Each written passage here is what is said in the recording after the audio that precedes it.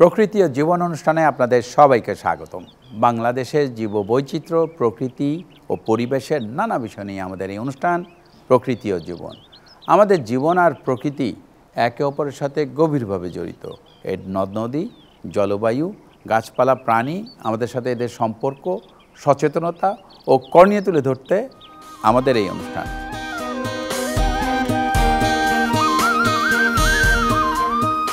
ষড়ঋতুর বাংলাদেশে প্রতিটি ঋতুর আবর্তন এদেশের প্রকৃতিতে বৈচিত্র্য নিয়ে আসে। প্রতিটি ঋতুতেই দেখা যায় বৈচিত্র্যময় ফুল ও ফল।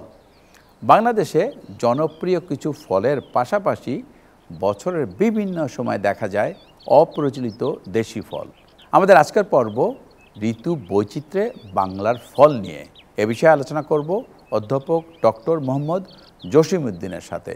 তবে তার আগে চলুন দেখে আসি প্রকৃতি ও জীবন দলের ঋতু বৈচিত্র্যে বাংলার ফল নিয়ে কিছু তথ্য ও চিত্র।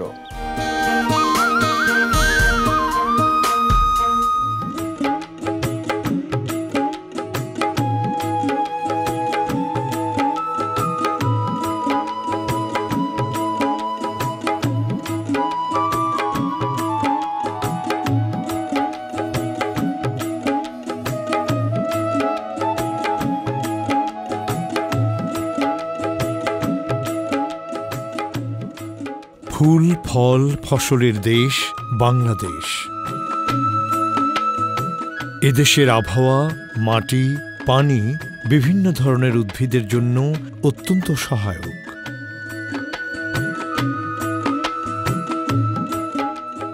তাই তো বাংলার মাটিতে ফলে সোনালী ফসল।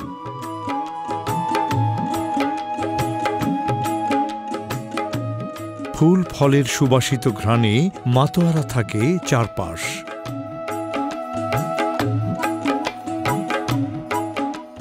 বাংলাদেশের বৈচিত্র্যময় ৬ ঋতুতে বিভিন্ন ধরনের ফলের দেখা মেলে।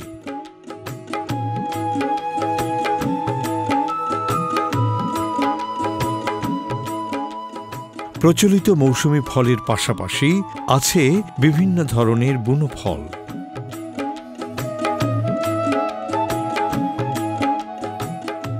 মানুষের পাশাপাশি এসব ফল বিভিন্ন ফলভোজী বন্যপ্রাণীর প্রধান খাদ্য।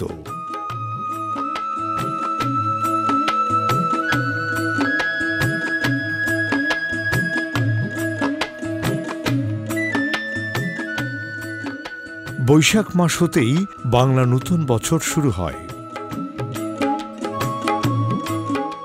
এ সময় দেশের সর্বত্র তাপমাত্রা বেশি থাকে। তবে গ্রীষ্মের এই প্রচণ্ড তপ্ত আবহাওয়ায় স্বস্তি আনে বিভিন্ন ধরনের রসালো ফল। এ সময়ে হরেক রকম রসালো ফল পাওয়া যায়।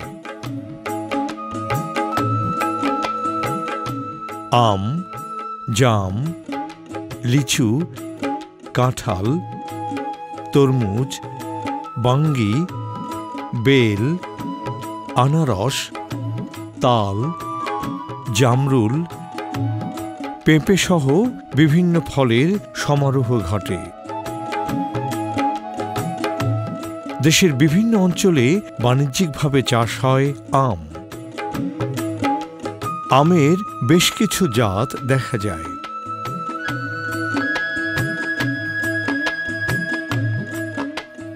বাজারে দেশীয় মৌসুমী ফলের চাহিদাও থাকে প্রচুর। এসব ফল শুধু মুখ রোচকই নয়, আছে প্রচুর পুষ্টিগুণ।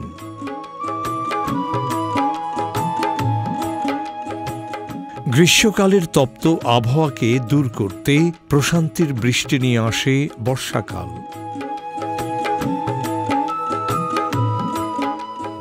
আষাঢ় শ্রাবণের মৌসুমে অবিরাম বৃষ্টির কারণে বাংলার প্রকৃতি সিক্ত থাকে। এ সময়েও বাংলার প্রকৃতিতে বেশ কিছু ফল দেখা যায়, যার মধ্যে পেয়ারা, আমড়া, আনারস, লটকন, জামরুল, ডেউয়া, কামরাঙা, গাব প্রভৃতি উল্লেখযোগ্য ফল। অধিকাংশ ফলই ভিটামিন সি সমৃদ্ধ।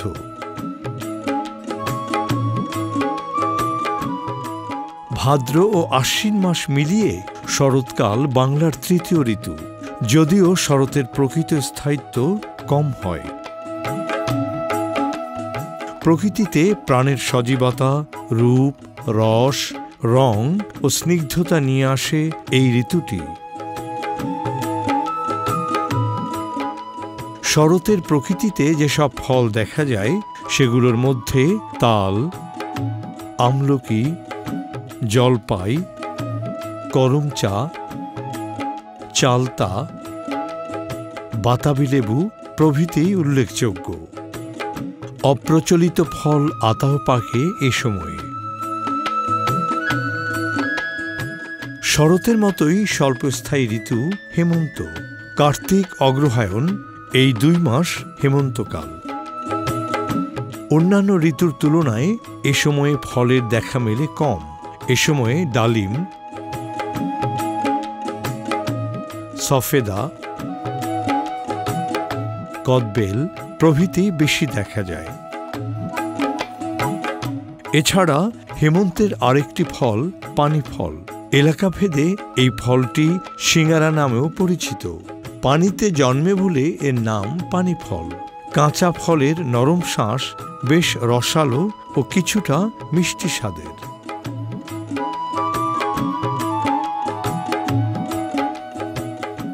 হেমন্তের পরেই আসে শীত। শীতকালে হরেক রকম শাকসবজির আবাদ হয়ে থাকে, তবে ফলের সংখ্যাও কম নয়। এ সময়ে জলপাই, বড়ই, আমলকি, বেদানা, পেয়ারা প্রভৃতি ফল বাজারে দেখা যায়। এসব ফল পুষ্টিগুণে অসাধারণ। ঋতুরাজ বসন্তেও দেখা মেলে বিভিন্ন ধরনের মৌসুমি ফলের। পেঁপে, তরমুজ, বেলসহ বিভিন্ন ফলের দেখা মেলে এ সময়।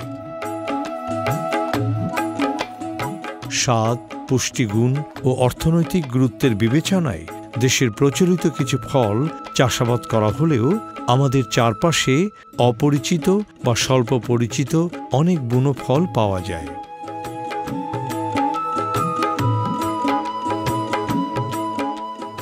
এসব ফল বর্ণ, গন্ধ ও স্বাদের দিক থেকেও বৈচিত্র্যময়। বাংলাদেশের প্রকৃতিতে প্রায় সারা বছরই কিছু কিছু বুনো ফল দেখা যায়।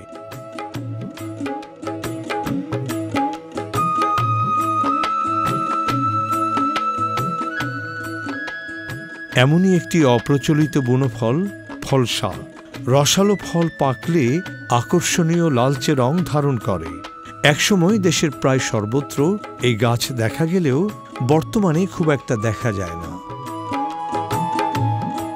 পুষ্টিগুণ সম্পন্ন পাকা বেতফল সব বয়সী মানুষের কাছেই প্রিয়। বনের পাখিও এই ফল খায়।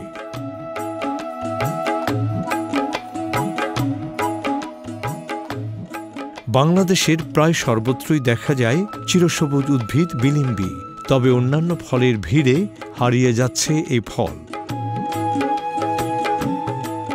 অনেকটা কামরাঙার মতো দেখতে এই ফল কিছুটা খাঁজযুক্ত। মুখরোচক ফল ডেউয়া একসময় দেশের সর্বত্র পাওয়া গেলেও এখন খুব একটা দেখা যায় না। পাকা ডেউয়া ফল কমলা লাল রঙের।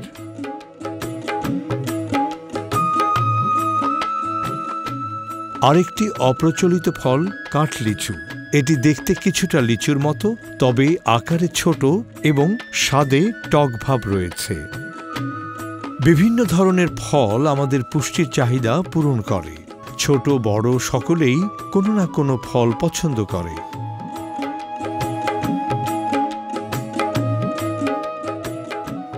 দেশি ফল বাংলাদেশের সংস্কৃতির অংশ। মানুষের পাশাপাশি বিভিন্ন ধরনের দেশীয় ফল বন্যপ্রাণীর খাদ্যের প্রধান উৎস।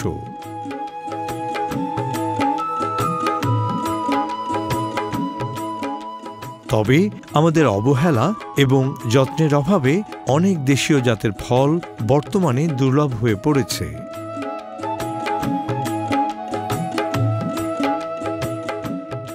এভাবে চলতে থাকলে হয়তো অনেক ফলের অস্তিত্ব হারিয়ে যাবে আমাদের প্রকৃতি থেকে।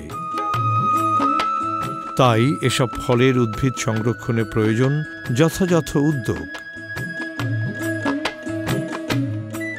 অর্থকরী ফলের পাশাপাশি দেশীয় প্রজাতির ফল উৎপাদিত হলে একদিকে আমাদের ভবিষ্যৎ প্রজন্ম এসব ফলের স্বাদ পাবে, অন্যদিকে বন্যপ্রাণীর খাদ্য চাহিদা মেটাতে গুরুত্বপূর্ণ ভূমিকা রাখবে। ভালো থাকবে সামগ্রিক পরিবেশ।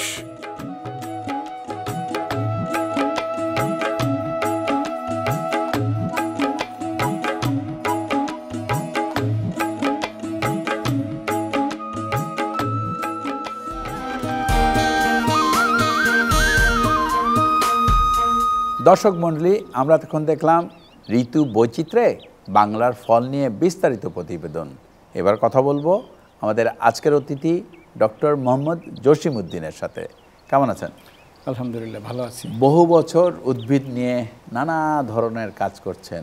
আমাদের কিন্তু আজকে একটু ফল নিয়ে বলবেন। বাংলাদেশের বিভিন্ন ঋতুতে ফলের বৈচিত্র্য কেমন? আসলে তো আমাদের যে ট্রপিক্যাল দেশ হিসেবে আমাদের দেশে সব কিছুরই বৈচিত্র্য বেশি। আমাদের প্রায় ৫,০০০-এর মতো উদ্ভিদ প্রজাতি বাংলাদেশে আছে। এর ভিতরে আমাদের বিভিন্ন গবেষণা থেকে প্রমাণিত হয়েছে প্রায় ১০০-র উপরে আমাদের ফল আছে, যেগুলো বন্য অবস্থায় বিভিন্ন জায়গায় গ্রো করে, পাশাপাশি কিছু কাল্টিভেটেড আছে। এক এক ফল এক এক সিজনে। আমরা গ্রীষ্মকাল থেকে বর্ষাকালে আমরা প্রচুর ফল পেয়ে থাকি। বিশেষ করে আমাদের দেশের যেটা আমরা সবচেয়ে বেশি পাই, আম, কাঁঠাল, জাম, আনারস ইত্যাদি, এগুলো আমাদের মোটামুটি আমরা অনেক পরিচিত ফল। এর পাশাপাশি দেখবেন আমাদের অনেকগুলো ফল আছে যেগুলোর সাথে আমরা তেমন একটা পরিচিত না।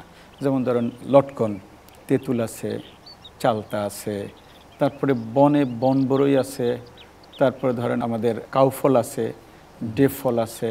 হ্যাঁ, এগুলো কিন্তু তখন পরপর পাওয়া যায়। এই ফলগুলো একদিকে ধরেন আমাদের পুষ্টি চাহিদা মেটাচ্ছে, অপরদিকে আমাদের রোগ জীবাণুরও প্রতিরোধ করতেছে। আবার আপনি যদি পানির দিকে তাকান, সেখানেও কিন্তু কিছু ফল আমরা দেখতে পাই। যেমন ধরেন পানি ফল আছে, পানি কলা আছে, পদ্ম এবং শাপলা। হ্যাঁ, এদেরও কিছু ফল হয় এবং মাঝে মধ্যে আপনার শালুকও হয়, অথবা যে মাখনার ফল ইত্যাদি। এগুলো কিন্তু কোনো না কোনোভাবে আমরা কিন্তু ইউজ করতেছি। আচ্ছা, সিলেট অঞ্চলে একটা ফলের কথা শুনি, সিঙ্গারা। এটা কি পানি ফল?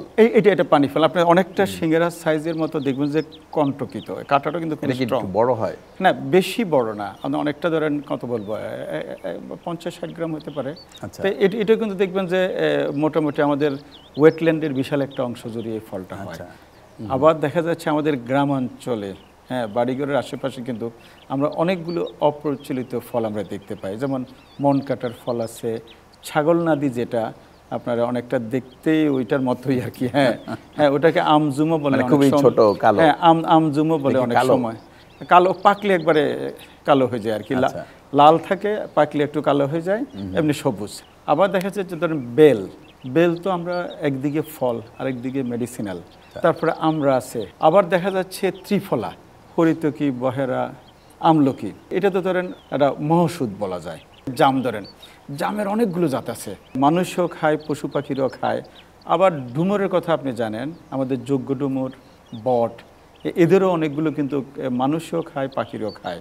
সুপরিচিত ফলগুলোর পাশাপাশি স্বল্প পরিচিত ফল নিয়ে একটু বলবেন। স্বল্প পরিচিত ফল বলতে আমরা এখন যেটা বললাম, ছাগলনাদি, তারপরে এন্না ফল, তারপর হচ্ছে আপনার মন কাটার ফল, আমাদের বৈচি ফল, টেফা ফল, তারপর হচ্ছে বন আমরা, হ্যাঁ, তারপর হচ্ছে যজ্ঞ ডুমুর, তারপরে হচ্ছে আপনার বট। আবার বটের সাথে আরও কিছু আছে যেটা বনে হয়, যেমন লতাম, তারপরে মাইলাম।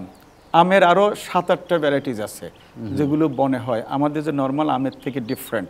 তারপর হচ্ছে চাপালিশ, এটা যে খাওয়ার যোগ্য আমরা অনেকে জানে না।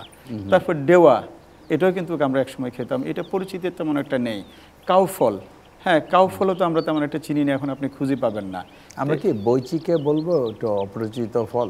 বৈচিটা শুধু ধরেন শহরে না, ধরেন আমরা নিউ মার্কেটে চিনি, নর্মালি এটা নাই।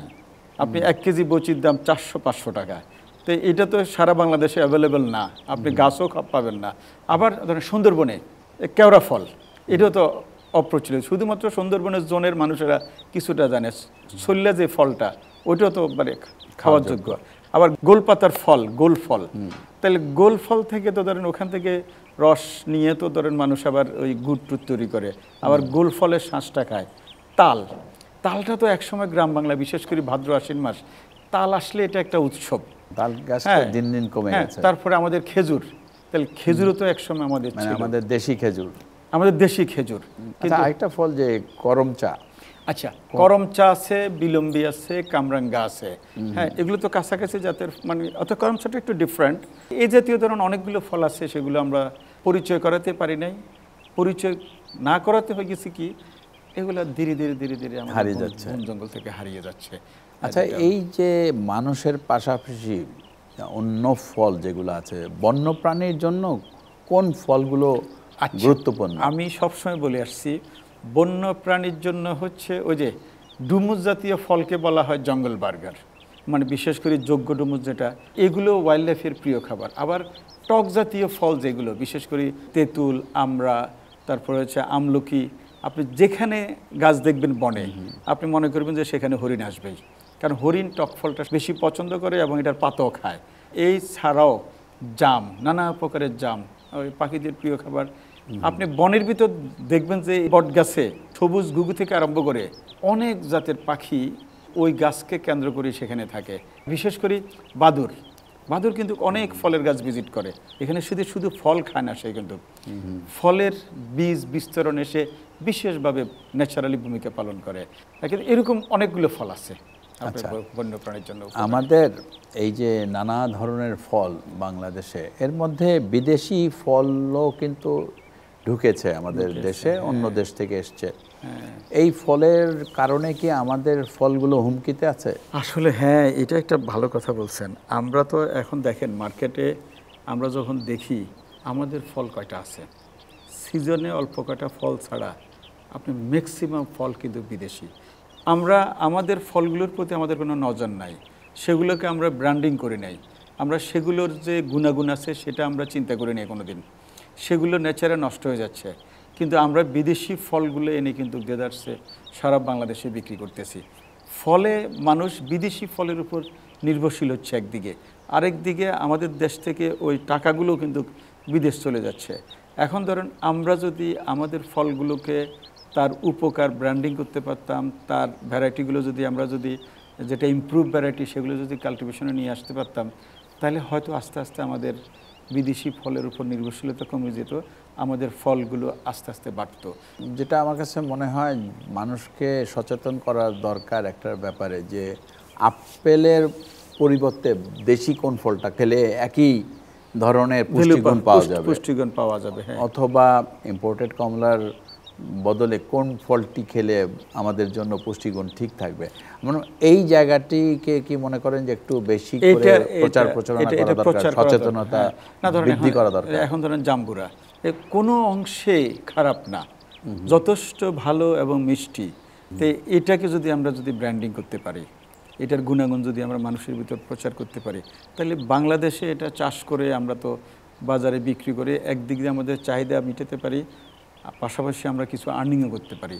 যেগুলো আমাদের দেশে চাষ করে আমাদের চাহিদা মেটানো সম্ভব, আমরা সেগুলোর প্রতি যদি মনোযোগ দিই, তাহলে আমাদের বিদেশি ফলের চাপটা একটু কমে যাবে, তাহলে আমাদের গাছগুলো রক্ষা করার বিষয়ে মানুষের মনোযোগ বাড়বে। আমরা একটা জিনিস দেখি যে কোনো বাসায় অথবা অফিসে আপনার অতিথিদের আপ্যায়ন করা হয় আপেল, আঙুর, আপেল এবং আপনার এই কমলা দিয়ে, অথচ আমাদের দেশের দেশীয় ফলগুলো কিন্তু সেইভাবে সমাদৃত হচ্ছে না। আমরা সমাদৃত হচ্ছি না। এখন ধরেন আমার বাসায় যদি মেহমান আসে, আমি যদি ওনাকে যদি পেয়ারা কাটি দিই, আমরা কাটি দিই, একটু জাম্বুরা দিই, এটা অনেকটা বেটার ছিল না? আমরা সেটা না করি, আমরা বিদেশি ফলটা ওনার সামনে উপস্থাপন করার চেষ্টা করি। তার মানে কি, আমার মাইন্ডসেটটা এটা মনে হয় ছোটোবেলা থেকে ধরতে হবে। আমি যেহেতু এই দেশের মানুষ, তাহলে আমার স্বাস্থ্যের সাথে এটা সম্পর্কিত, তাহলে এটার ভিতর যে গুণগুণ আছে সেটা খেলে আমার স্বাস্থ্যটা ঠিক থাকবে। তো এগুলো যদি আমরা ছোটোবেলা থেকে আমাদের এই শিশুদের মনন মেজাজে ঢুকে দিতে পারতাম, তাহলে হয়তো বা তারা আর ওই যে বিদেশি আপেল, কমলা, আঙ্গুর ইত্যাদির উপর নির্ভরশীল হতো না। আমাদের এই দেশীয় ফল সংরক্ষণে সহজলভ্য করতে হলে কি করা উচিত বলে আপনি মনে করেন? আমাদের ফল গাছের সোর্সগুলো তো ধরেন আমাদের ন্যাচারাল ফরেস্টগুলো, আমাদের শাল ফরেস্টগুলো, সেখানে অনেকগুলো জাত আছে। আমাদের সিলেটের ফরেস্টে সেখানে অনেকগুলো ফলের জাত আছে। আমাদের চিটাগাং হিলট্রেক্সেও আছে, এদিকে সুন্দরবন কোস্টালেও কিছু ফল আছে। অ্যাটলিস্ট আমরা যদি আমাদের বড় বড় ডিভিশনে হর্টিকালচারাল সেন্টার অথবা একটা গার্ডেন, নেটিভ ফ্রুটস গার্ডেন, অন্তত একটা যদি স্যাম্পল আমরা যদি গার্ডেনে সংরক্ষণ করতে পারি, তাহলে চিটাঙেরগুলো এক জায়গায় সংরক্ষণ হলো। সেখান থেকে আমরা চারা উৎপাদন করে, বীজ উৎপাদন করে আমরা সমস্ত ডিস্ট্রিক্টগুলোতে অথবা মেলা যখন হয় আমরা সেখানে সেগুলো বিতরণ করতে পারি। ঠিক সিলেটে যদি এ ব্যবস্থা করা হয় তাহলে সিলেটেই কাজটা করতে পারি।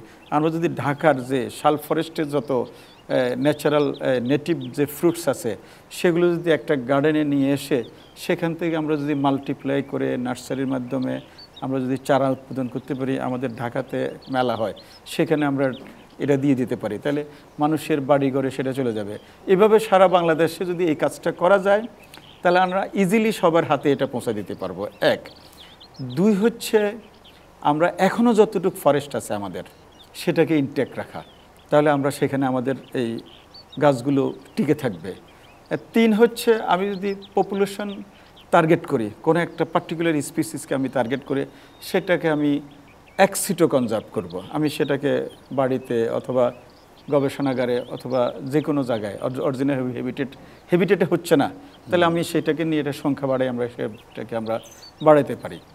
এরপরে হচ্ছে মানুষের মাঝে সচেতনতা, আমাদের ফলগুলোর গুণাগুণ, হ্যাঁ গুণাগুণ আমাদেরকে বের করতে হবে, গুণাগুণকে আমাদের ছাত্রছাত্রীর মাথায় দিতে হবে, ছাত্রছাত্রীদেরকে এই ফল বিষয়ে পড়াশোনা করার সুযোগ দিতে হবে এবং তাদের মাধ্যমে সেই ফলের গাছগুলো স্কুলের আঙ্গিনায় দিয়ে শুরু করতে হবে। আমরা যদি সেখানে লাগাই দিতে পারি, সে যদি একটা ফলের গাছ লাগায় ক্লাস 1, 2, 3-তে, সে ক্লাস 10-এ উঠতে উঠতে দেখা যাচ্ছে সেখানে ফল ধরবে, তাহলে এই ফিলিংসটা সে যখন ফিল করবে তখন গাছটাকে সে ওন করবে, তখন তার দেখা দেখি অন্যেরও এখানে আসবে।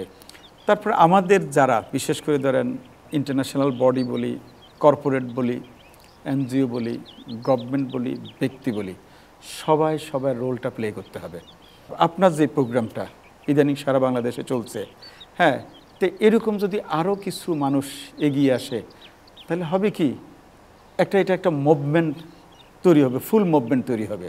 তো বৃক্ষরোপণ কর্মসূচির সাথে যদি আমরা দেশি ফলস বৃক্ষগুলো এর ভিতর দিয়ে দিতে পারি।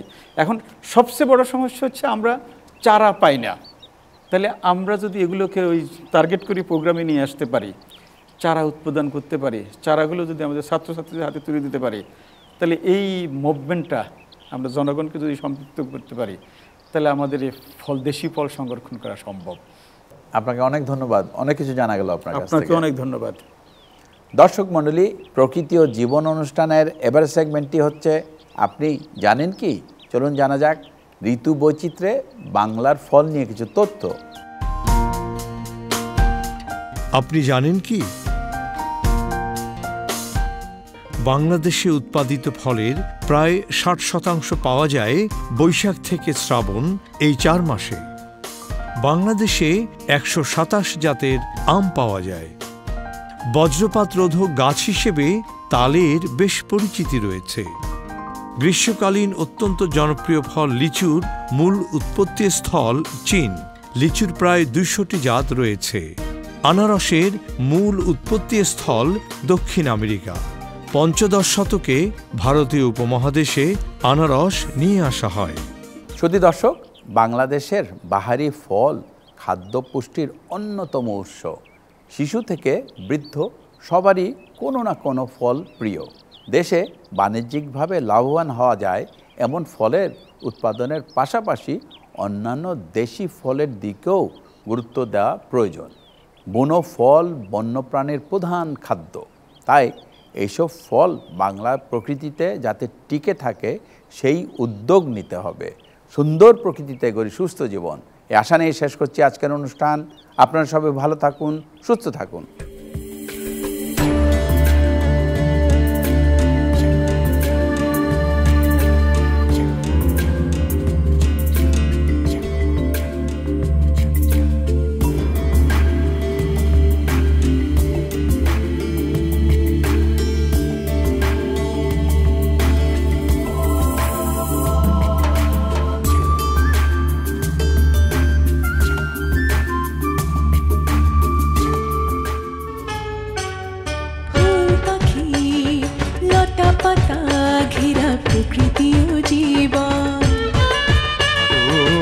সুন্দর পৃথিবী মায়াময় প্রকৃতি, বাসবো ভালো সারাক্ষণ।